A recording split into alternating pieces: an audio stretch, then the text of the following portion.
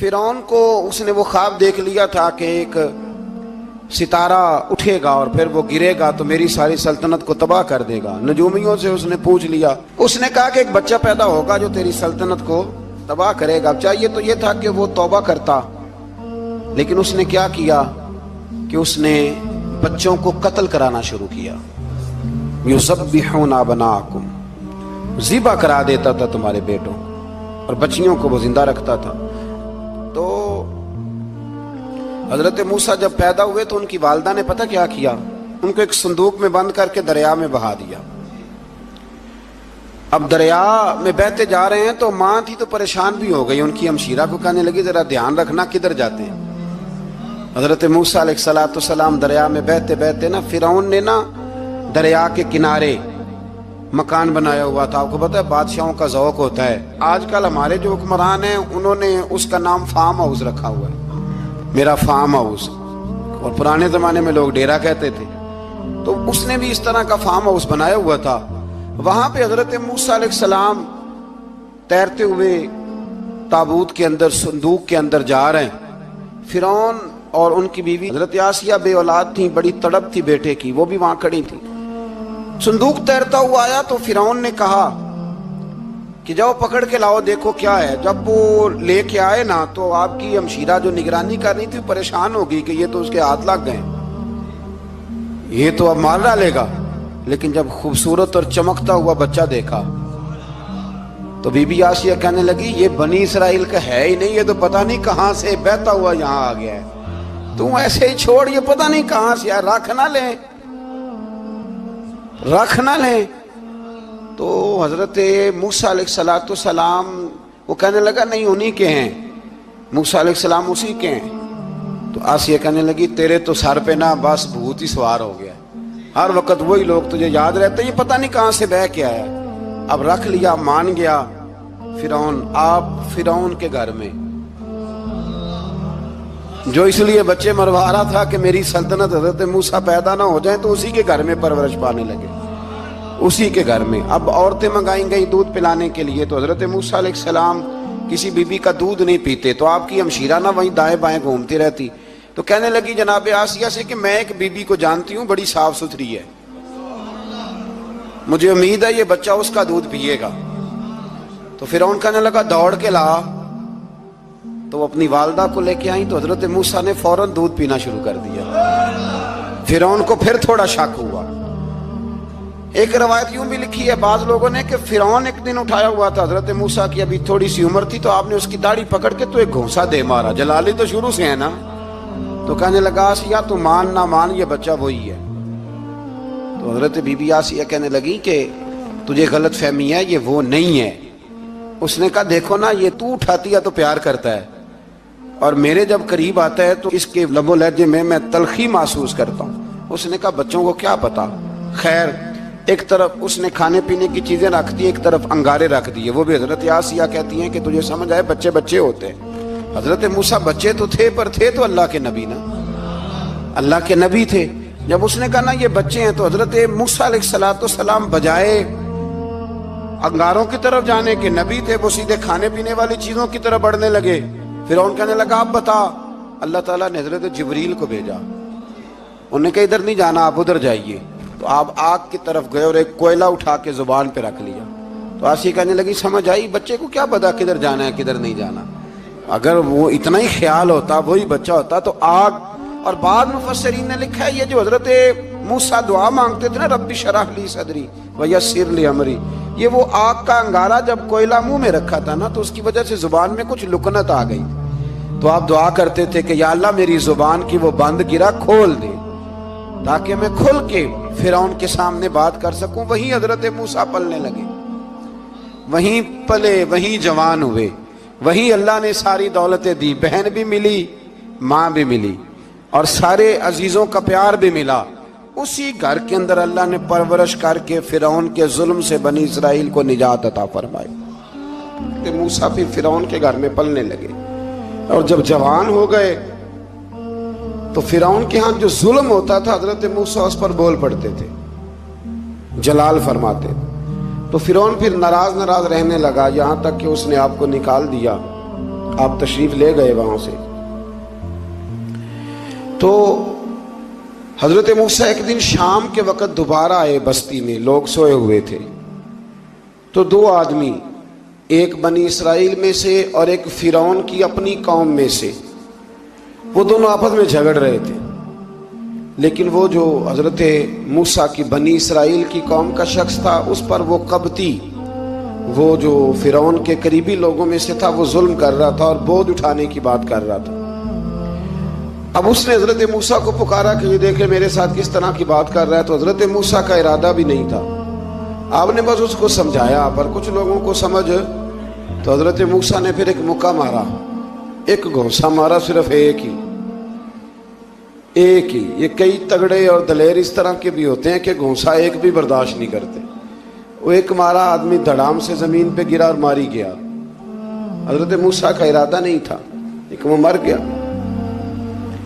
حضرت موسیٰ علیہ السلام نے اس بات پر اپنے رب سے استغفار بھی فرمائی. قرآن کہتا ہے کہ انہوں نے معافی چاہی کہ اللہ میرا ارادہ نہیں تھا. بہرحال اگلے دن نا حضرت موسیٰ دوبارہ آئے. وہ سنا کرتے تھے نا ہم کہ بیوقوف دوست سے عقل مند دشمن بہتر ہوتا ہے. وہ کم از کم دشمنی تو عقل مندی سے کرتا ہے نا، لیکن جو بیوقوف دوست ہو بیوقوفی. حضرت موسیٰ دوبارہ آئے تو وہ بنی اسرائیلی اگلے دن کسی اور سے جھگڑا کر رہا تھا. پھر اس نے مدد کے لیے پکارا تو حضرت موسیٰ کہنے لگے مجھے لگتا یہ ہے کہ تیری عادت ہے، تو خود بڑا جھگڑالو ہے، تو نے روز نیا جھگڑا شروع کیا ہوتا ہے. حضرت موسیٰ جب اس کی طرف بڑے نہ ڈانٹنے کے لیے تو اس نے شور کرنا شروع کر دیا. کہنے لگتا ہے جس طرح آپ نے اسے کل قتل کیا تھا مجھے بھی قتل ہی کریں گے. یہ انسانوں کا مزاج ہے کہ آپ جب تک کسی کے طبیعت کے مطابق چلیں گے وہ راضی رہتا ہے، اور ذرا آپ اس کی طبیعت سے ہٹتے ہیں تو وہ شور کرتا ہے. اس نے کہا جی آپ مجھے بھی لگتا ہے ماریں گے. حضرت موسیٰ کلیم اللہ علی نبینا علیہ السلام کے بارے میں جب اس نے شور کیا تو بات پھر فرعون کے دربار تک گئی. وہ تو پہلے ہی بہانہ تلاش کر رہا تھا. اس نے کہا ڈھونڈو پکڑو اور معاذ اللہ شہید کریں گے. کسی نے آ کے خبر دی کہ آپ جہاں سے ہجرت کر جائیں، اس لیے کہ آپ کے لیے یہاں حالات درست. اور بھائی یہ چھوڑ دیا کریں بات کہ فلاں آدمی کے حق میں فلاں جگہ حالات کیسے خراب ہوئے. تو نبی کریم علیہ السلام مکہ چھوڑ کے کیوں آئے؟ حضرت موسیٰ علیہ السلام نے ہجرت کیوں فرمائی؟ یہ ایک ایسی عجیب بحث ہے جس کو لوگ بلا وجہ چھوڑ دیتے، بلا وجہ چھیڑ دیتے ہیں. اور بالخصوص ایک خاتون نے ایک دفعہ مجھے پیغام دیا تو میں بڑی اس کی بات سن کے مجھے عجیب لگا. وہ کہنے لگی کہ دوسری جگہ میری شادی ہوئی ہے، مجھے طلاق ہو گئی تھی، تو مجھے ایک تانا روز سننے کو ملتا ہے تو اتنی اچھی ہوتی تو وہاں نہ رہ لیتی. تو بھئی یہ کوئی تانے والی بات ہے؟ کوئی ضروری ہے کہ بیوی غلط ہوتی ہے تو طلاق ہوتی ہے؟ اللہ کے محبوب علیہ السلام کی دو صاحبزادیوں کو ابو لہب کے دو بیٹوں نے طلاق بھیج دی تھی. کس کی غلطی تھی؟ تو آپ کیا کہہ سکتے ہیں یہاں کیوں طلاق؟ تو اتنی جلدی بات تھوڑی کر دیں گے آپ، تھوڑی احتیاط فرمائیں بولنے میں. تو حضرت موسیٰ علیہ السلام وہاں سے نکلے اور آپ مدین کی طرف چلے گئے. مدین وہ علاقہ تھا جہاں فرعون کی حکومت کوئی نہیں تھی. حضرت موسیٰ جیسے ہی وہاں پہنچے تو ان کے اندر ایک جذبہ تھا، ظلم ہوتا نہیں دیکھ سکتے تھے. جب وہاں پہنچے تو انہوں نے دیکھا لوگ اپنے اپنے جانوروں کو گھاٹ پہ پانی پلا رہے ہیں اور دو خواتین ہیں وہ بالکل پیچھے کھڑی ہیں. تو حضرت موسیٰ کلیم آگے بڑھ کے کہنے لگے تم کیوں نہیں پانی پلاتی؟ تو وہ کہنے لگی ہمارا بھائی کوئی نہیں، باپ ہمارا بوڑھا ہے. اللہ اکبر. مجبوری یہ ہے، ہم ہیں بھی پردہ دار گھرانے کی، مجبوری ہماری یہ ہے کہ جب تک یہ سارے لوگ پانی پلا نہیں لیں گے اتنی دیر تک ہماری باری نہیں آئے گی. تو حضرت موسیٰ کلیم اللہ علیہ السلام فرمانے لگے اچھا یہ بات ہے تو جانور مجھے دو. وہ ہو یہ رہا تھا کہ چونکہ مرد پانی پلا رہے تھے تو اور جتنے بھی مرد آتے جاتے تھے وہ گھستے جاتے تھے اور عورتیں بیچاری کھڑی تھیں. حضرت موسیٰ جھٹ سے آگے بڑھے، پیچھے ہٹو. ان دو خواتین پاک باز عورتوں کے جانوروں کو پانی پلایا اور پھر آپ دوبارہ وہیں بیٹھ گئے. وہ بیویاں جلدی جلدی گھر گئیں، جا کے اپنے والد سے کہنے لگی ابا جی کمال ہو گیا، اس بستی میں ایک ایسا آدمی ملا ہے جو عورتوں کی طرف دیکھتا ہے تو نیکی کرنے کے لیے آگے بڑھتا ہے، جو مجبور اور بے کس کے لیے اچھے جذبات رکھتا ہے. فرمایا جلدی لاؤ. کچھ مفسرین اور طرف بھی گئے ہیں، لیکن جمہور نے لکھا ہے کہ وہ حضرت شعیب علیہ السلام تھے۔ حضرت شعیب نے گھر بلایا، اپنی ایک بیٹی کو بھیجا، فرمایا بیٹے بلا کے لاؤ۔ وہ جب گھر آئے تو آپ فرمانے لگے آپ میرے ساتھ اجرت طے کر لیں، 8 سال یا 10 سال آپ میری بکریوں کو چرائیں، میرے گھر میں رہیں۔ اور پھر فوراً ہی فرمانے لگے اگر آپ ہمارے گھر میں رہیں گے، دیکھ بھال کریں گے، تو میں اپنی ایک بیٹی کا نکاح بھی آپ کے ساتھ کر دوں گا۔ تو 8 سے 10 سال حضرت موسیٰ نے وہاں قیام فرمایا۔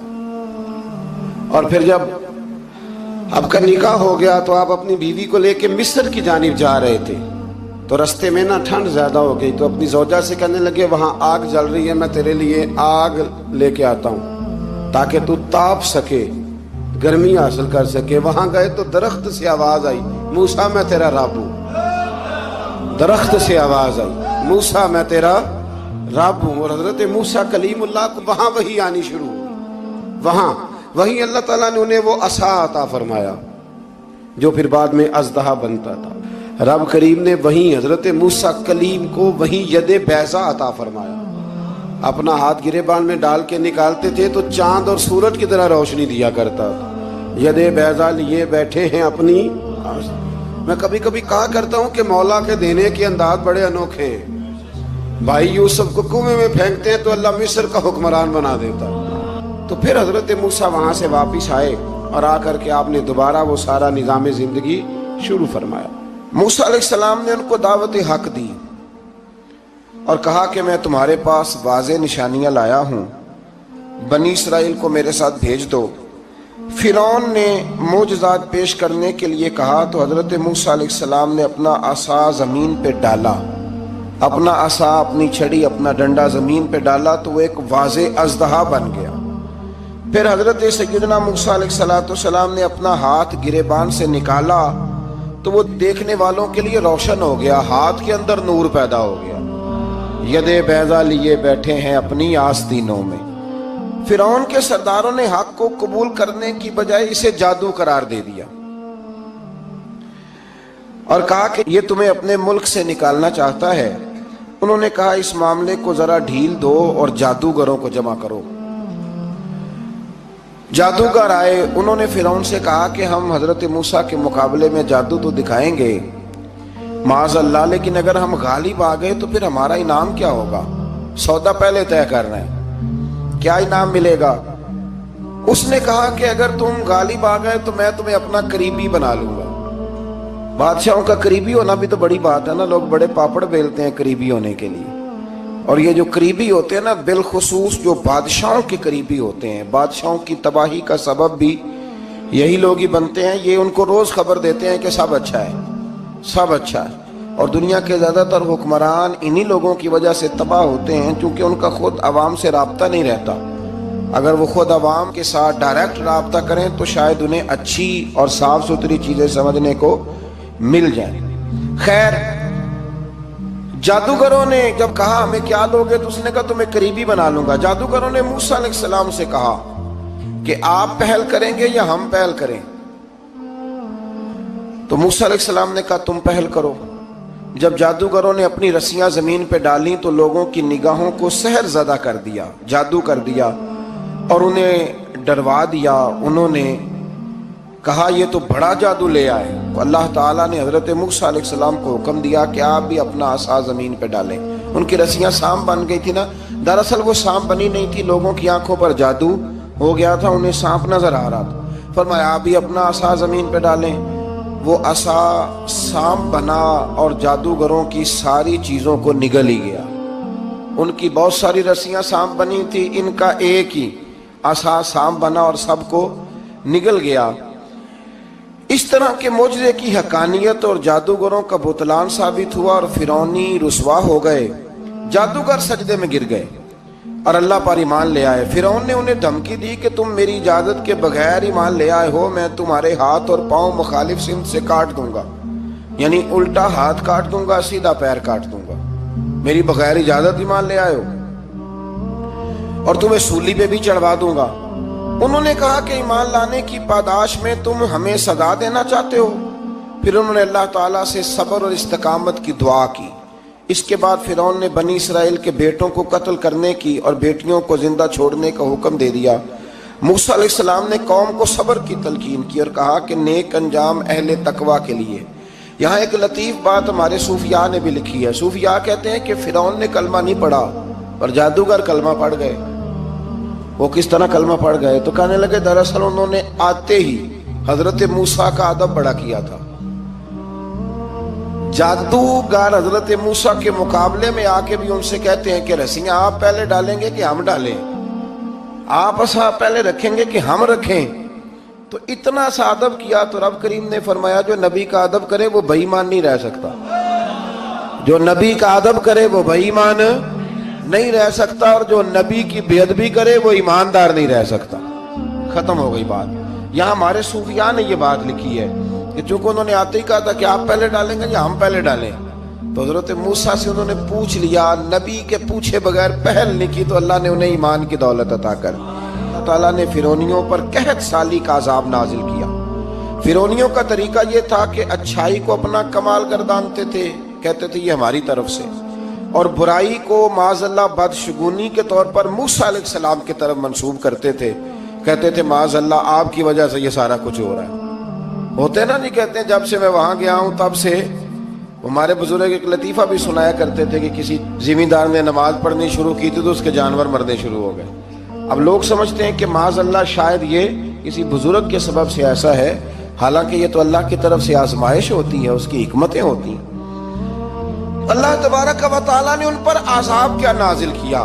آیت نمبر 130 اور 143 کبھی آپ سورہ اعراف کی پڑھیں تو اللہ تعالیٰ نے ان پر ٹڈیوں کا، جموں کا، مینڈکوں کا اور خون کا عذاب نازل کیا۔ یہ کس قسم کا عذاب ہے؟ جمعے پڑ گئے، ٹڈیاں آ گئیں، یہ اللہ نے عذاب نازل کیا۔ جب وہ عذاب میں مبتلا ہوئے تو موسیٰ علیہ السلام سے کہا کہ آپ اللہ سے دعا کریں کہ ہم سے یہ عذاب ٹل جائے، اگر ایسا ہوا تو ہم ایمان لے آئیں گے، بنی اسرائیل کو بھی آزاد کر دیں گے۔ لیکن موسیٰ علیہ السلام کی دعا کے نتیجے میں جب عذاب ٹل جانے کے بعد فرعونی پھر اپنے وعدے سے پھر گئے۔ بنو قریظہ والوں نے بھی کئی دفعہ حضور سے وعدے کیے پر اپنے وعدوں پر قائم۔ ایک بات آپ سے یہاں روک کے عرض کر دوں، ہم بھی کئی دفعہ کہتے ہیں ذرا بریک کبھی گاڑی کی نہیں نہ لگتی تو ہم ارادہ کرتے ہیں کہ آج سے ہی نماز شروع کر دینی، ذرا طبیعت زیادہ لیل ہوتی ہے تو ارادہ کرتے ہیں نا کہ بھائی آج کے بعد ہم نے نیک، پھر کیا ہوتا ہے شفا ہو گئی تو چھٹی ہو گئی۔ یہ طریقہ درست نہیں، یہ تو کفار کا طریقہ بیان کیا نا قرآن پاک نے۔ یہاں فرمایا جب اللہ تبارک و تعالیٰ نے انہیں نجات دے دی تو اپنے وعدے سے مکر گئے، تو پھر اللہ تبارک و تعالیٰ نے بنی اسرائیل کو سمندر پار کر کے ایسی قوم کے پاس پہنچا دیا جو بتوں کی پرستش کرتی تھی۔ وہ تو بچ گئے لیکن فرعونی سارے دریا کے اندر غرق ہو گئے۔ حضرت موسیٰ علیہ السلام سے کہنے لگے کہ ہمارے لیے بھی یہ خدا بنا دیجئے۔ حضرت موسیٰ علیہ السلام نے فرمایا بت پرستی کرنے والے جاہل ہیں۔ یہ بت پرست قوم کے پاس جب گئے نا بنی اسرائیل والے، بت پوجتے ہوئے دیکھا تو کہنے لگے ہمارے لیے بھی سامنے بنا کے رکھ دو۔ فرمایا یہ تو جاہل ہیں، تم انہیں دیکھ کے اثر قبول کر رہے ہو، اور اپنی جاہلیت کے باعث یہ ہلاک ہونے والے بھی ہیں۔ پھر اللہ تعالیٰ نے بنی اسرائیل پر اپنی نعمتوں کا ذکر فرمایا، اور موسیٰ علیہ السلام نے اپنی قوم میں ہارون علیہ السلام کو اپنا جانشین فرمایا اور کوہ طور پر تشریف لے گئے۔ اللہ نے فرمایا وہاں آ جائیں، میں آپ کو تورات عطا کرتا ہوں۔ 40 دن کا یہ عرصہ تھا۔ موسیٰ علیہ السلام نے وہاں پہ جا کے، وہ سارا واقعہ بھی انہی آیات میں ہے کہ حضرت موسیٰ نے عرض کیا تھا کہ رب ارنی، یا اللہ میں تجھے دیکھنا چاہتا ہوں، تو فرمایا لن ترانی، تو نہیں دیکھ سکتا۔ وہ بھی یہاں اللہ نے ذکر فرمایا۔ پھر اللہ تعالیٰ نے اپنی ایک تجلی جب کوہ طور پہ ڈالی تو حضرت موسیٰ علیہ السلام تاب نہ لا سکے اور بے ہوش ہو گئے، اور پہاڑ بھی ریزہ ریزہ ہو گیا۔ اس کا ذکر بھی اللہ نے انہی آیات میں فرمایا۔ آیت نمبر 144 سے 155 تک حضرت موسیٰ علیہ السلام کو رسالت عطا کرنے، کلیم اللہ کا منصب عطا کرنے، تورات عطا کرنے کا ذکر ہے۔ آگے چل کے بتایا کہ جو متکبر لوگ ہیں نا وہ آیات الہیہ سے منہ پھیرتے ہیں، اور جو لوگ اللہ کی آیات اور قیامت کو جھٹلاتے ہیں ان کے اعمال باطل ہیں۔ پھر موسیٰ علیہ السلام کے کوہ طور پر قیام کے عرصے میں بنی اسرائیل کے زیورات سے بچڑا بنا کر اسے معبود بنانے کا ذکر ہے۔ ان میں ایک جادوگر تھا سامری، سنا ہے سلالہ میں اس کی قبر ہے۔ حضرت موسیٰ کوہ طور پہ چلے گئے تو اس نے پیچھے سے سونے کا ایک بچڑا بنا لیا، اس میں سونے کی تاریں اس کے منہ میں لگائیں، ہوا چلتی تھی تو بجتی تھی۔ اتنے کمزور عقیدے کی یہ قوم تھی کہ انہوں نے فٹافٹ ماننا شروع کر لی، فٹافٹ ماننا، کہنے لگے یہ ٹھیک ہے۔ چنانچہ موسیٰ علیہ السلام جب واپس آئے تو قوم پر غصے اور افسوس کا اظہار فرمایا اور کہا میرے پیچھے تم نے ایسا برا کام کیا ہے۔ انہوں نے تورات کی تختیاں بھی زمین پہ ڈالی اور اپنے بھائی ہارون علیہ السلام کا سر پکڑ کے اس سے جواب طلبی کی۔ انہوں نے کہا اے میرے ماں جائے، بڑے خوبصورت لفظ ہے قرآن پاک، اے میرے ماں جائے، اے میرے بھائی، قوم نے مجھے بے بس کر دیا اور قریب تھا کہ یہ مجھے قتل بھی کر دیتے۔ اب آپ مجھ پر سختی کر کے دشمنوں کو ہنسنے کا موقع نہ دیں، کبھی بھی دشمنوں کو اپنے اوپر ہنسنے کا موقع نہ دینا